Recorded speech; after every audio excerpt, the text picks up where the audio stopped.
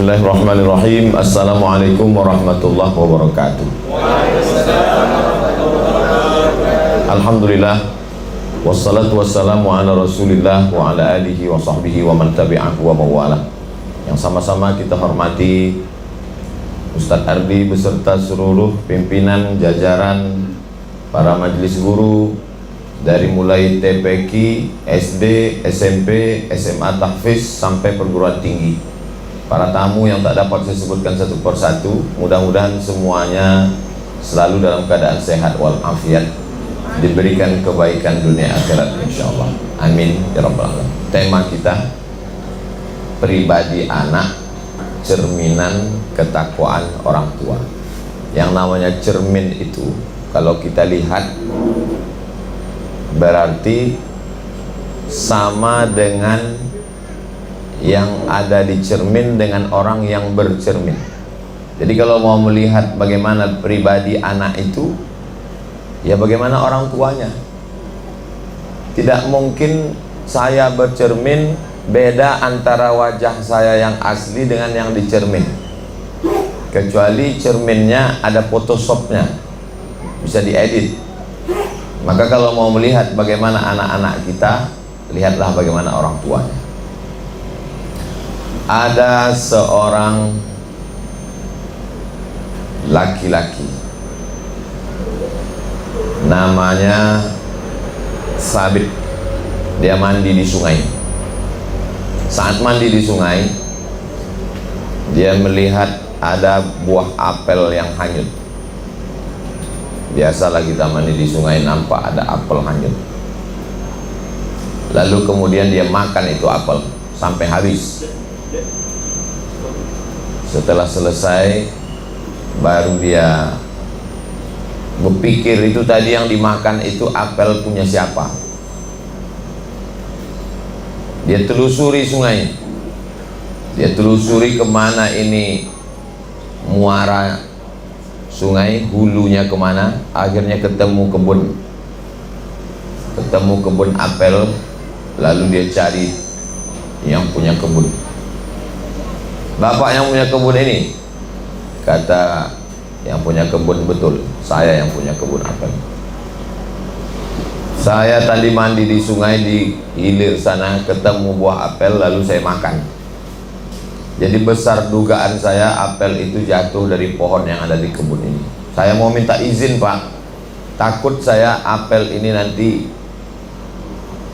termakan menjadi darah daging.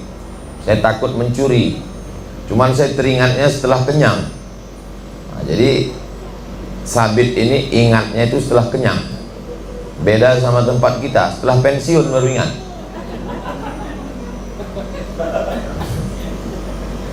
Kata yang punya kebun, tidak bisa semudah itu minta izin makan apel saya.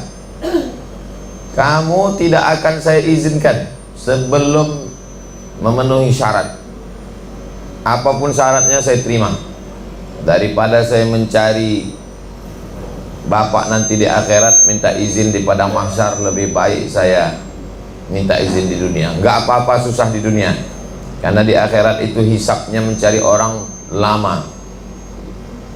Saya kalau salah sama bapak ibu mencarinya di akhirat. Bayangkan berkumpul sejak zaman Nabi Adam sampai Adam Smith, susah nyari orang di akhirat. Lebih baiklah saya minta maaf di dunia. Kata Sabit, saya minta maaf Pak, harus ada syarat. Syaratnya apa? Kamu mesti ke rumah saya, terus nanti sampai di rumah bapak, kamu mesti menikahi anak saya. Wah, ini enak sekali nih. Sudah makan apel gratis, dapat anak lagi. Ini adalah kisah yang sangat dirindu-rindukan jombloan. Baiklah, tapi kamu perlu tahu Sabit, apa itu? Anak saya ini tidak punya kaki, tidak punya tangan, tidak punya mata, tidak punya telinga, tidak punya mulut. Sudah terbayangkan, bulat macam semangka. Dan kamu mesti menikahi anak saya ini baru saya maafkan. Kalau kamu tidak nikah, tak mau kamu menerima anak saya ini, sampai mati, sampai di akhirat kamu akan bertemu saya di padang mahsyar nanti. Lama Sabit berpikir, mau dinikahi, gimana ceritanya, mau tidak dinikahi di akhirat. Tapi karena Sabit ini sangat takut kepada Allah, baiklah saya nikahi. Jadi zaman dulu itu, laki-laki perempuan itu sebelum nikah dia tidak ketemu. Zaman sekarang tak usahlah kita ceritakan. Jadi zaman dulu itu tidak ketemu. Seorang bapak bisa menikahkan anaknya dengan perempuan. Aku nikahkan engkau dengan anakku dengan mahar sebentuk cincin emas tunai sah. Itu nikahnya sah. Anaknya tanpa melihat calon suami. Lalu kemudian, aku nikahkan engkau Sabit dengan anakku dengan mahar sebentuk cincin emas tunai sah. Selesai menikah, selesai acara akad nikah, malamnya Sabit masuk ke dalam rumah. Habis itu dia masuk ke dalam kamar, dia lihat istrinya itu, ternyata dia bukalah cadar penutup wajah istrinya.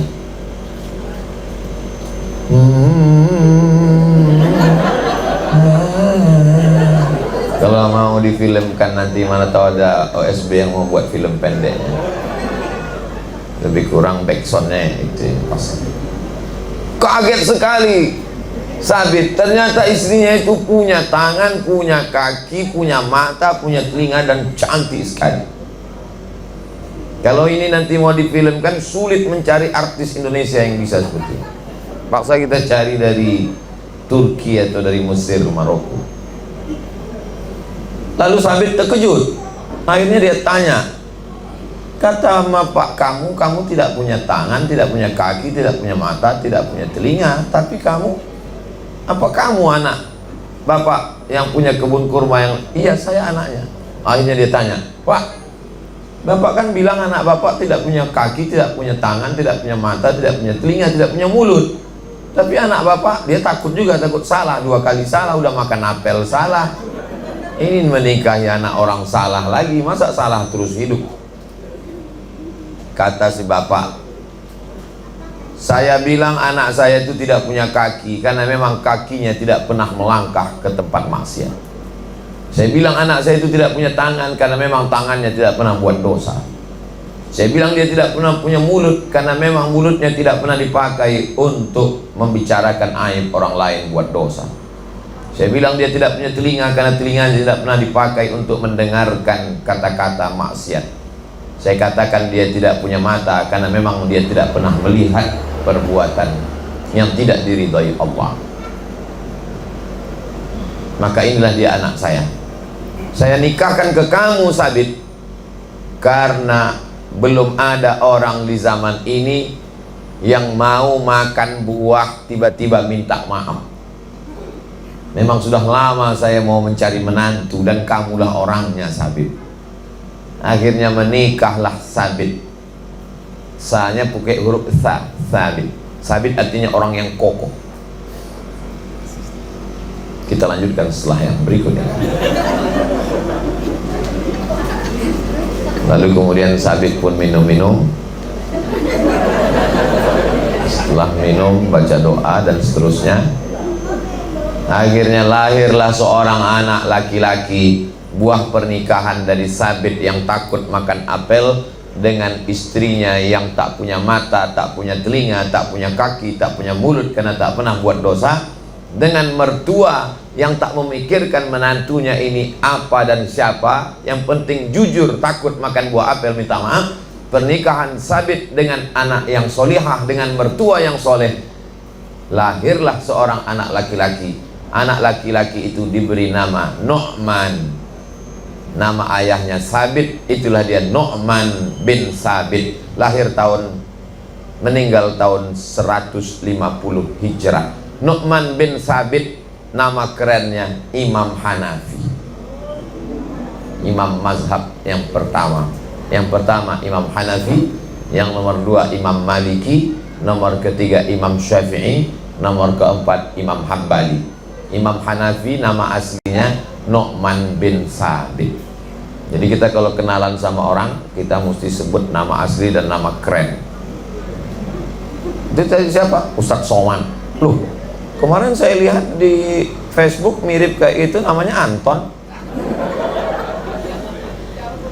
Nama saya Ustadz Abdul Somad, tapi selalu disingkat dengan UAS karena sulit sekali menyebut. Banyak panitia yang ribut menyebut. Saya bilang nggak usah sebut detailnya, sebut saja Ustadz Abdul Somad dan seterusnya. Nu'man bin Sabit inilah ulama ahlu sunnah wal jamaah, berguru langsung dengan cicitnya Rasulullah SAW, namanya Imam Ja'far Shadiq. Nabi punya anak perempuan namanya Fatimatuz Zahra. Dulu saya kalau nyebut Fatimatuz Zahra ingat anak Nabi, sekarang ingat istri saya. Fatimatuz Zahra ini punya anak laki-laki namanya Husain. Sayyidina Husain punya anak laki-laki namanya Ali Zainal Abidin. Zainal Abidin punya anak laki-laki namanya Muhammad Al-Baqir. Muhammad Al-Baqir punya anak laki-laki namanya Imam Ja'far Shadiq. Imam Ja'far Shadiq punya murid yang hebat namanya Nu'man bin Sabit. Gurunya hebat, bapaknya jujur, ibunya bertakwa, dan kakeknya juga tidak pilih-pilih mantu. Sekarang banyak juga yang jujur seperti Nu'man ini, cuman nggak ketemu mertua seperti itu. Ini yang jadi masalah. Mandi di sungai ketemu apel, dimakan gitu, dipulangin, Pak minta maaf, ya udah, banyak yang lain. Nggak terlalu peduli dengan orang jujur. Nah, itu. Jadi memang diperlukan ada kerjasama. Kadang ketemu anak yang jujur makan apel, dicari yang punya kebun juga jujur, anaknya laki-laki semua. Jadi memang pertemuan itulah yang melahirkan orang-orang soleh. Maka dikenallah dengan Imam Hanafi ini Sirajul Ummah, penerang umat. Imam Hanafi itu meninggalnya karena apa? Diangkat jadi hakim agung, hakim. Lalu kemudian hakim ini yang paling tinggi namanya Qadhi Qudat. Hakimnya hakim agung. Diangkat jadi hakim, nggak mau. Raja merasa tersinggung karena orang, kamu mau jadi hakim? Enggak. Akhirnya merasa dipenjara, masuk penjara. Menurut satu riwayat diracun, meninggal. Jadi orangnya amat sangat jujur, amat sangat baik. Dari mana datangnya itu? Buah tidak jauh jatuh dari pohonnya, kecuali jatuhnya ke sungai atau dilarikan burung. Jadi kalau ketemu anak yang jujur baik, bapaknya. Jadi bapak ibu guru yang ada di OSB, dari PAUD, TK, SD, SMP, SMA, tahfiz, kalau ketemu anak-anak yang mudah sekali ngapal, baik, itu bapaknya. Tapi kalau ketemu yang enggak, mungkin bapaknya baik juga. Jadi jangan ini dijadikan rumus baku. Saya nggak ingin juga bapak ibu guru langsung pakai jurus saya ini, pas ketemu, wah ini bapaknya nggak jelas. Boleh jadi bapaknya jelas, ibunya jelas, cuman anak ini lama nyusu ke sapi. Bagaimana orang tua itu menurunkan sifat-sifat kepada anak, karena tidak ada campur tangan tetangga di sana. Murni bapak dengan ibunya, lahir karena cinta, buah hati, belayan jiwa, kasih sayang, melahirkan anak yang luar biasa. Ada satu daerah namanya daerah itu Marwa. Orang yang berasal dari Marwa disebut dengan Marwazi. Lalu kemudian di Marwa ini ada seorang hakim, Hakim Marwa. Hakim Marwa punya kebun anggur, luas sekali kebun anggurnya. Lalu kemudian datanglah seorang perantau, cari kerja jaga kebun anggur. Nama perantau ini Mubarak. Mubarak artinya orang yang diberkahi. Datanglah Mubarak melamar mau jadi penjaga kebun anggur Hakim Marwa. Akhirnya diterima jaga kebun anggur. Lalu Hakim Marwa pas hari libur pergi ke kebun. sampai di kebun anggur. Mubarak tukang kebun, ya, tolong petikkan saya anggur yang manis-manis. Dipetikkanlah anggur, disuguhkan. Biasanya kalau saya tausiah tentang anggur ini, yang datang anggur biasanya. Udah, kami tadi di dalam udah makan buah-buah. Ini hanya sekedar intermezzonya. Dibawakanlah anggur, dicicipi sama Hakim Marwah, asam. Carikan lagi pohon yang lain, diambil lagi pohon yang lain, dicicip, asam juga. Pohon yang lain lagi. Lama-lama Hakim ini ngamuk sama Mubarak tukang kebun. Kamu sudah kerja di sini sama sebulan, nggak tahu kamu di kebun ini mana pohon yang manis? Masa udah sebulan kerja di sini nggak tahu pohon ini mana yang manis? Apa kata Mubarak menjawab? Mohon maaf Tuan Hakim, saya kerja di sini hanya menjaga kebun, bukan mencicipi buah anggur. Maksudnya, selama saya kerja di sini nggak pernah satu anggur pun yang saya makan. Terkejut Hakim Marwah. Selama ini yang bekerja di situ bukan cuma cicipi, jual malah. Ini satu pun nggak pernah dia makan. Ini kok aneh ini orang. Akhirnya Hakim Marwah punya seorang anak gadis. Ini ceritanya anak gadis terus. Motivasi supaya segera habis ini mencari kebun apel dan kebun anggur. Dinikahkanlah anak gadis yang sematawayang, yang cantik jelita, dengan tukang penjaga kebun anggur bernama Mubarak. Hasil pernikahan itu lahirlah seorang anak laki-laki, diberi nama Abdullah. Namanya Abdullah bin Al-Mubarak. Itulah ahli hadis selevel dengan Imam Ahmad bin Hambal, Imam Hambali, Imam mazhab yang keempat. Kejujuran menjadi fit and proper test. Jadi ke depan kalau mau memperbaiki umat ini, maka carilah menantu-menantu yang jujur, dan itu ada di alumni OSP.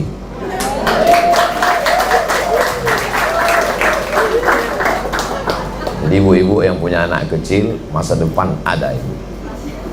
Lalu kemudian setelah dinikahkan punya anak laki-laki diberi nama Abdullah. Itulah dia Imam Abdullah Ibnul Mubarak, hafal hadis, orangnya alim, orangnya luar biasa, menjadi salah seorang ulama benteng Ahlus Sunnah wal Jamaah. Jadi memang kalau mau mencari bibitnya itu mesti ditanam di tanah yang baik.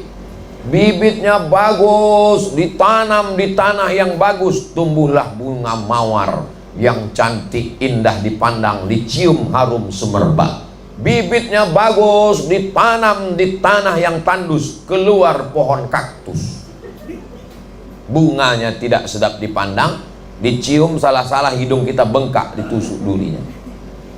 Jadi memang dia mesti ada korelasi antara bibit yang bagus dengan tanah yang subur, dijaga, dipelihara, dikasih makan yang baik, pendidikan yang baik, maka lahirlah. Bagaimana dengan Nabi kita? Ayahnya Abdullah, ibunya Aminah. Abdullah nama bapaknya, Aminah ibundanya.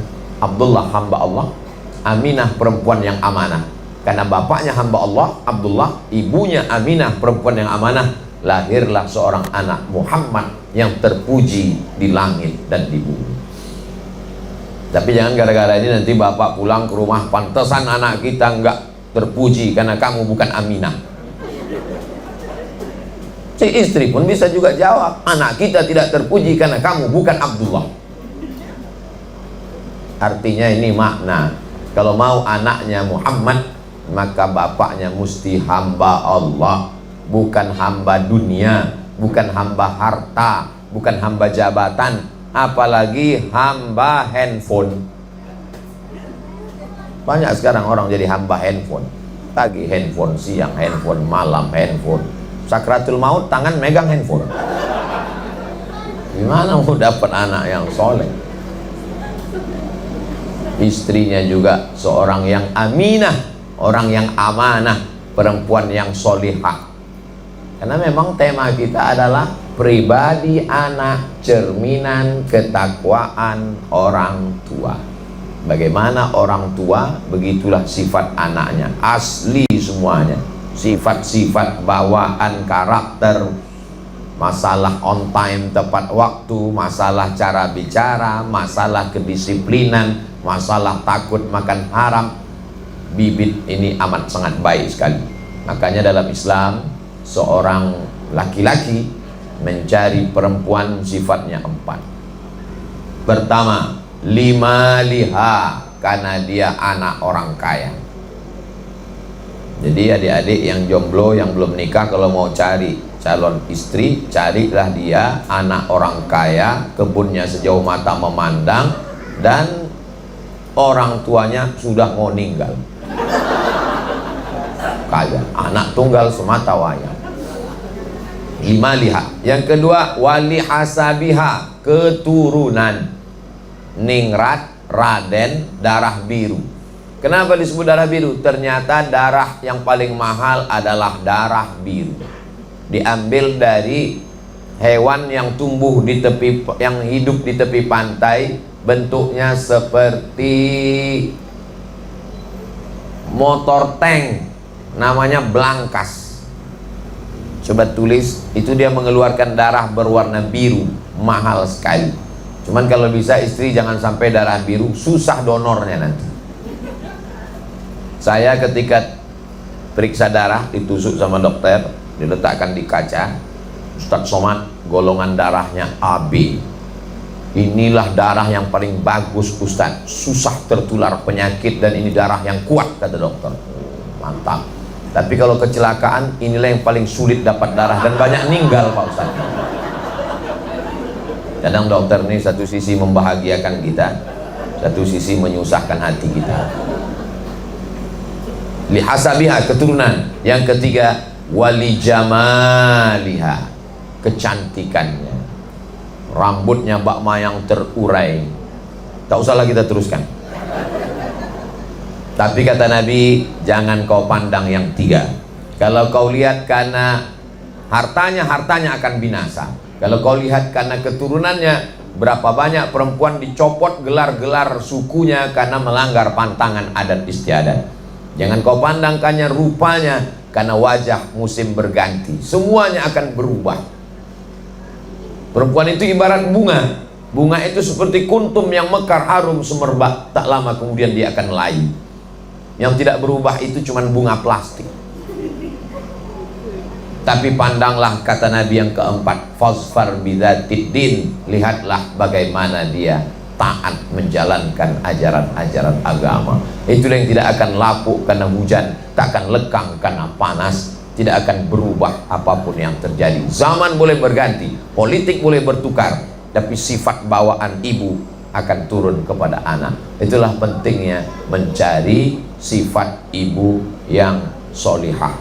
Adapun perempuan mencari calon suami, sifatnya lebih dikit lagi, hanya 2 saja. Idza ja'akum man tardawna dinahu, kalau datang laki-laki meminang anakmu. Bapak-bapak yang punya anak, kalau datang laki-laki meminang anakmu, pandang yang pertama dinahu, baik menjalankan agama, wa khuluquhu, baik akhlaknya. Kenapa 2?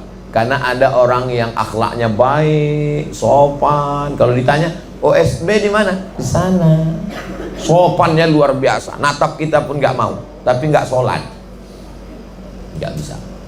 Ada pula orang yang sholatnya rajin, sholat zuhur, sholat asar, sholat maghrib, sholat isya, sholat tahajud, sholat witir, puasa sunat, tapi kasar, nggak bisa.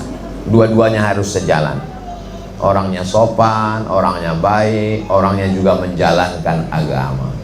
Mudah-mudahan yang belum berjodoh segera ditemukan jodoh yang baik-baik. Banyak juga yang belum berjodoh. Nah, inilah dia. Setelah mereka ketemu, laki-lakinya baik, perempuannya baik, dipertemukan dengan cara yang baik, namanya ta'aruf. Gak ada pacaran dalam Islam. Sekarang banyak ini anak-anak muda sholat tahajud, sudah hijrah, jam 3 malam nelpon. Kamu nelpon siapa? Pacar? Enggak Pak Ustadz, ini pacar syariah. Tahajud ya yang. Kamu udah nikah? Belum. Itu anak gadis itu punya bapak, punya ibu, orang tuanya yang membangunkan. Kenapa kamu? Saya calonnya Pak Ustadz, masih calon. Nanti setelah menikah baru. Tapi kami ini pacaran syariah Pak Ustadz. Gak ada pacaran syariah. Ini pacaran syariah Pak Ustadz. Kami aja manggilnya ya akhi ya ukhti. Bulan kedua ya abi ya umi. Bulan ketiga ya habibi ya habibat. Bulan keempat ya almarhum almarhumah. Nggak ada pacaran syariah itu. La talbisul haqqa bil batil. Jangan campur yang hak dengan yang batil. Jadi orangnya baik dipertemukan dengan cara yang baik, namanya ta'aruf. Kalau cocok lanjutkan. Kebetulan Pak Ustadz kemarin waktu ada acara di OSB, saya melihat ada yang cuan. Gimana caranya Pak Ustadz? Ya hubungilah Ustadz Ardi, beliau yang kenal orang tuanya. Ta'aruf. Nah, jadi nggak boleh miss call, cari nomor, ketemu, cari di Facebook, nampak langsung, tolong nggak bisa begitu. Kita mesti datang ke rumahnya. Si bapak juga, kalau ada tamu, dikasih tahu dia mau ngelihat anak bapak, nggak boleh langsung begitu, suruhlah dia yang angkat teh manis. Nah, ada maksud apa? Ya selama ini kami kan hanya sekedar kenal Pak, tidak mau hanya sekedar bertetangga, ingin hubungan ini lebih dekat lagi. Udah tahu itu, biasa ada feeling. Nah sudah dia bawa teh, dia bawa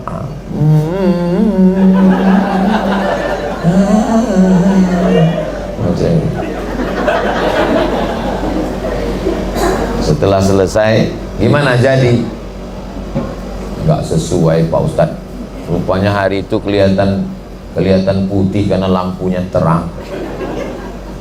Jadi nggak jadi itu nggak masalah. Bukan berarti setelah ta'aruf nggak jadi lalu musuhan. Enggak demikian. Setelah itu berlanjut ke khitbah. Khitbah itu dia sudah diikat pertunangan. Tidak boleh orang tua membatalkan ikatan pertunangan, karena bisa menjadi permusuhan. Dan anak muda juga nggak boleh meminta, Pak saya mau minang anak bapak, anak saya sudah dipinang orang lain. Pulang, nggak boleh. Nggak boleh langsung dicongkel, tanya, kemarin dia maharnya janjikan berapa? 100 juta, saya 200. Emang ini kan mas koki? Ini anak orang, ini anak manusia, putus silaturahim orang. Maka dalam Islam diajarkan, la yakhtiba ahadukum fauqa khitbati akhi. Tidak boleh meminang anak orang yang sudah dipinang. Orangnya baik, calonnya baik, dengan niat yang baik, dengan cara yang baik, dinikahkan dengan baik, jangan dirusak. Ini banyak juga kadang laki-lakinya baik, perempuan baik, karena dilepaskan hubungannya tidak baik, terkontaminasi dengan yang tidak baik. Nauzubillah. Setelah itu barulah kemudian mereka menikah dengan cara yang baik, mendapatkan kebaikan. Doa yang diajarkan Nabi Ibrahim, Rabbi habli minas sholihin. Nabi Zakaria, Rabbi habli min ladunka zurriyatan thayyibah. Nabi Ibrahim, Rabbi habli minas sholihin. Ibadur Rahman, Rabbana hablana min azwajina wa dzurriyyatina qurrata a'yun waj'alna lil muttaqina imama. Setelah itu kemudian hamil, saat mengandung ada tur. Tur itu biasanya jalan-jalan ke gunung, ke danau, ke bukit. Tapi ini aneh turnya. Turnya diadakan ke Museum Moskow untuk melihat lukisan-lukisan klasik.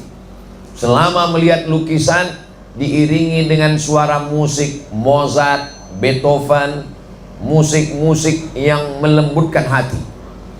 Tapi yang ikut acara tur ini saya nggak lulus, Ustadz Ardi juga nggak boleh, karena pesertanya syaratnya hamil 3 bulan. Siapa yang hamil 3 bulan, 4 bulan, 5 bulan boleh untuk ikut tur di Moskow, melihat lukisan-lukisan klasik diiringi dengan suara musik Mozart, Beethoven. Tujuannya apa? Ternyata supaya anak yang dikandung ini menjadi anak yang lembut. Mereka komunis, nggak ngerti Quran, nggak ngerti sholawat.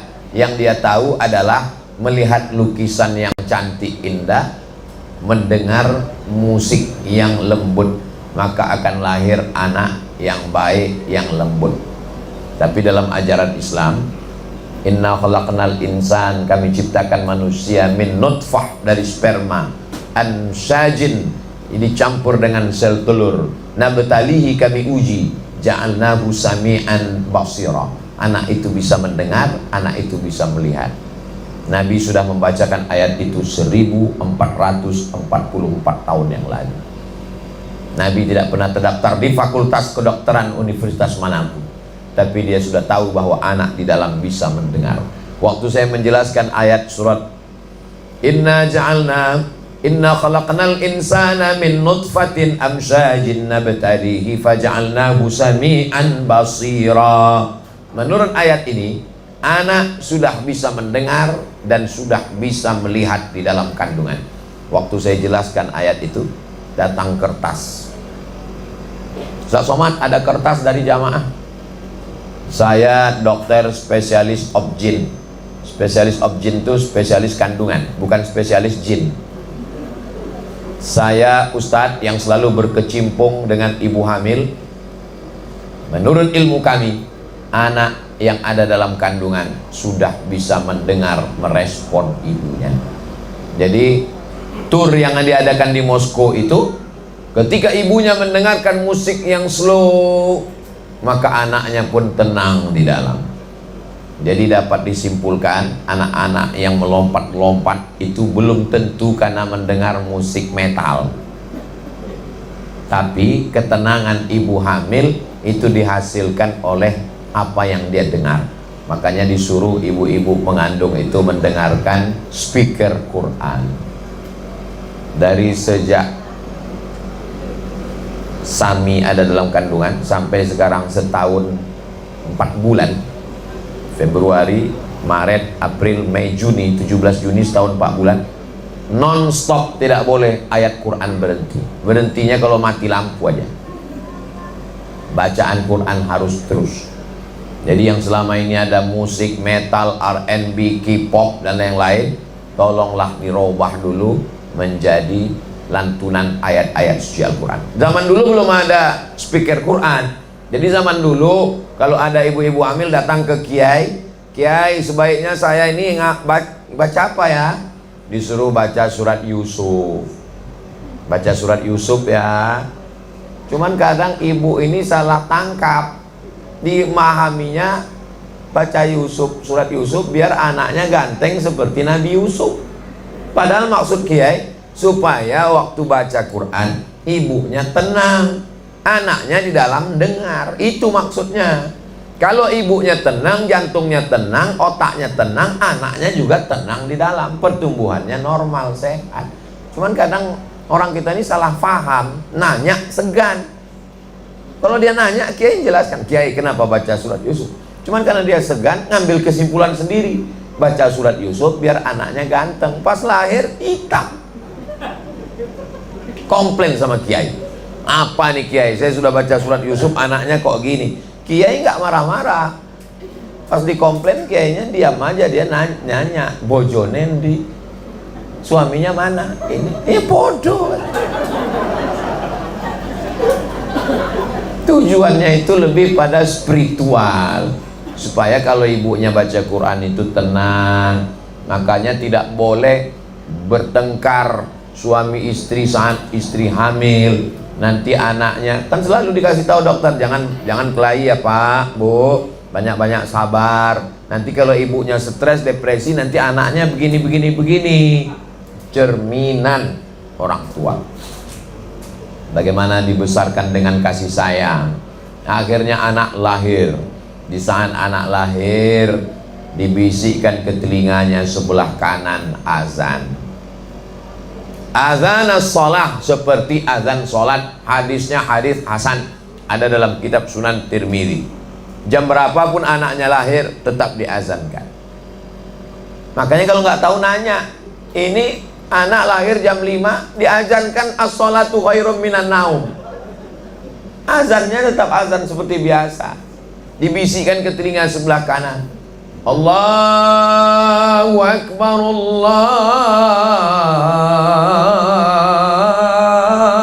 Akbar. Saya mengazankan anak saya, meleleh air mata saya saat azan. Apa yang Ustadz bayangkan? Saat ini aku yang membisikkan ke telingamu, asyhadu an la ilaha illallah. Kita sebagai orang tua yang kita inginkan cuma satu. Kita ingin anak itu nanti yang membisikkan ke telinga kita saat sakratul maut, la ilaha illallah. Jangan sampai nanti saat kita sakratul maut dokter bertanya, anaknya berapa? Anaknya 5 Pak. Yang pertama lagi keluar negeri, yang kedua lagi sidang penting, yang keempat lagi meeting rapat, yang kelima lagi show, yang keenam nggak tahu di mana. 5 anak yang kau azankan dulu, satu pun tak bisa membalas, membisikkan ke telingamu, la ilaha illallah. Untuk apalah anakmu sukses? Untuk apa kau datang wisudanya? Untuk apa kau habis duit menyekolahkannya? Kalau membisikkan ke telingamu la ilaha illallah pun satu tak ada yang bisa. Kalau saya pesankan itu. Ibu-ibu yang belum punya anak, pesankan ke istrinya, nanti kalau aku mati anak kita belum ada, kau yang membisikkan. Ibu-ibu waktu ditanya, siap Bu? Siap. Suaminya demam dikit langsung dibisikkan la ilaha illallah. Itulah saking solihahnya. Lambat sholat subuh dikit, la ilaha, belum lagi katanya. Nah, lalu kemudian dikasih dia cairan kurma. Waktu Nabi Isa lahir, Maryam memegang anak yang baru lahir itu, apa kata Allah? Wa huzi ilaiki bi jiz'in nakhlati. Wahai Maryam yang baru melahirkan anak bernama Isa, goncangkan pundakmu ke batang pohon kurma, tusaqit alaiki rutaban janiyya, akan gugur buah kurma. Jadi ternyata Nabi Isa pun waktu lahir dikasih buah kurma. Nabi Muhammad SAW waktu lahir dikasih buah kurma. Lahir seorang anak bernama Abdullah, nama ibunya Asma, nama ayahnya Zubair, namanya Abdullah bin Zubair. Dibawa ke Nabi SAW. Anak pertama lahir di kota Madinah. Diambil Nabi kurma, dikunyah-kunyah Nabi, cairan kurma dimasukkan ke mulut anak. Sekarang banyak anak-anak baru lahir langsung dapat asap tembakau bapaknya, cairan kurma. Sekarang kalau kita ditanya, kenapa anak ustadz diberi cairan kurma? Ya begitu dulu sunnahnya, saya nggak tahu. Diteliti di Universitas Ain Shams, University Kairo. Ternyata anak yang baru lahir itu menggigil kedinginan. Karena tempat yang paling nyaman di dunia adalah rahim. Rahim adalah tempat yang paling tenang, senang, paling adem ayem di dunia. Makanya ibu-ibu yang hamil di kutub utara, kutub selatan, dingin membeku, belum ada anak yang lahir bulat jadi es batu. Karena rahim tempat paling tenang. Cuaca di Afrika Utara itu cuma 2, panas dan panas sekali. Tapi nggak ada janin yang keluar melompat karena kepanasan. Kenapa? Karena rahim tempat yang paling adem, ayam, tentram, nyaman, tenang, senang, lenang. Ketika bayi ini lahir ke dunia, maka ada bayi yang membeku kedinginan setelah lahir. Akhirnya dimasukkan ke dalam kotak, apa namanya itu? Inkubator. Saya hampir aja menyebut generator. Dimasukkan anak ke inkubator, lalu kemudian di setel berapa derajat sampai anak tenang, nggak kedinginan di dalam inkubator. Lalu kemudian perawat yang ditugaskan menjaga itu pun sibuk main handphone. Akhirnya pas ditengok anak tuh matang di dalam, nggak disesuaikan temperatur. Temperatur yang paling sesuai automatically adalah rahim seorang ibu. Makanya ibu-ibu mohon maaf, beribu maaf, kalau sudah diponis ada kista harus dibuang rahimnya, menangis meleleh. Ini ibu udah kelihatan ada kista ini, harus dibuang rahimnya, menangis si ibu. Suaminya malah senyum. Kalau ibu penasaran, tanyalah sama mereka yang senyum-senyum. Rahim adalah nama yang diambil dari Asmaul Husna, yang mengatakan begitu Allah dalam hadis qudsi, Ana Rahman, aku ini Rahman. Syaqaqtu rahim min ismi, rahim diambil dari nama. Bismillahirrahmanirrahim. Sebagaimana sayangnya Rahman dan Rahim, begitulah sayangnya Rahim, menjaga janin. Maka hubungan kita hari ini disebut dengan silaturahim. Bapak di rahim ibu bapak, saya di rahim ibu saya, ibu di rahim ibunya ibu-ibu. Dan hari ini kita menyambung tali silaturahim untuk menjaga anak-anak kita ke depan. Ada yayasan, ada guru, ada wali murid, ada peserta didik. Keempat ini mesti sering-sering bersilaturahim, menyambung lagi rahim yang putus untuk melahirkan generasi ke depan, generasi OSB, Omar Smart Brand. Dia memang setiap 10 menit sekali ada iklannya. Pesan, enggak ada pesan, ide dari penceramah.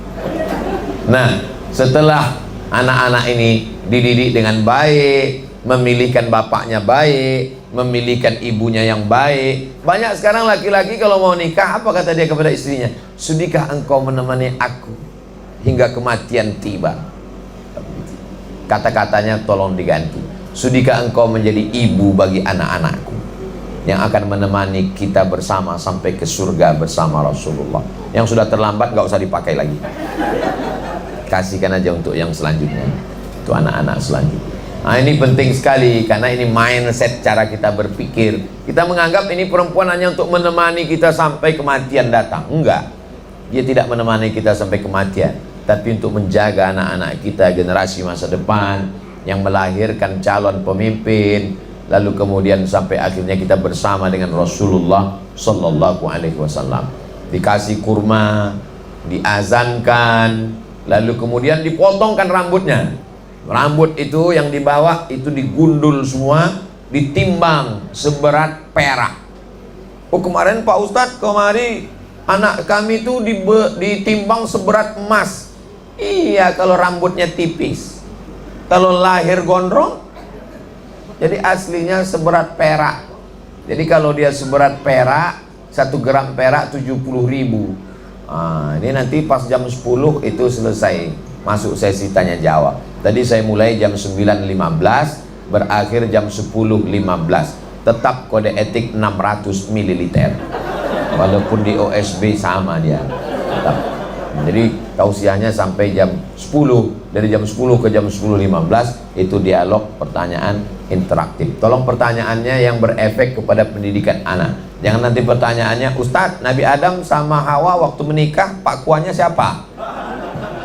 Itu nggak ada hubungannya sama pendidikan anak kita. Lalu kemudian anak ini pun dibesarkan dengan kasih sayang, dikasih makanan yang halal.